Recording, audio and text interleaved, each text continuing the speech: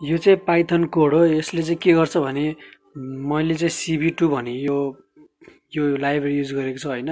यसमा चाहिँ के गर्छ भने यसले चाहिँ मेरो फेस डिटेक्ट गर्यो भने चाहिँ जुन एक्चुअल टाइम हुन्छ त्यो टाइम देखाउँदैन, फेक टाइम देखाउँछ।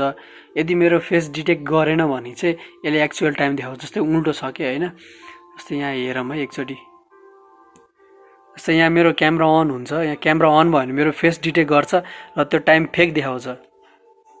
जस्तै अहिले 9 बजे, जस्तै अहिले यहाँ टाइम हेर्न सकिन्छ कति बज्यो, 3:15 गयो होइन। यहाँ चाहिँ कति देखाउँछ, यहाँ चाहिँ टाइम चेन्ज हुन्छ। जस्तै अब मैले आफ्नो फेस छोपी होइन, जस्तै मैले फेस छोपेँ यहाँबाट, यो क्यामेरा छ है। जस्तै मैले फेस यो छोपी भने चाहिँ मैले 15:16 भने चाहिँ 3 बजेको छ अहिले है, ठ्याक्कै एक्चुअल टाइम देखाउँछ। अब मैले यो हटाइदिएँ भने चाहिँ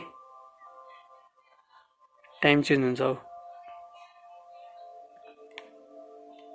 भने चाहिँ अहिले 5 बज्यो है, फेरि मैले छोपिदिएँ भने चाहिँ ठ्याक्कै 3:16 गएको एक्चुअल टाइम हो। अब मैले हटाइदिएँ भने चाहिँ मेरो 1:16 देखायो, फेक टाइम हो फेरि है।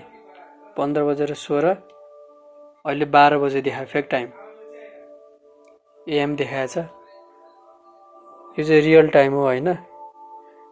फेरि मैले हटाइदिएँ भने चाहिँ 1:08